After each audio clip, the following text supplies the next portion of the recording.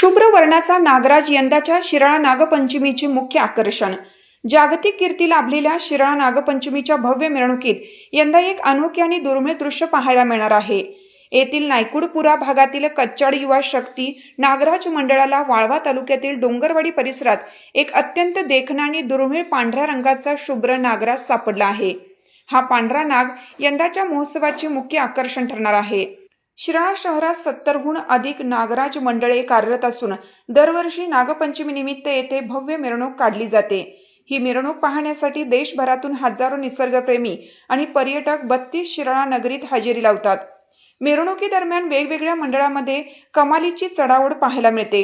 त्यातच या देखण्या शुभ्र नागराजाच्या दर्शनासाठी पर्यटकांची मोठी गर्दी होण्याची शक्यता आहे.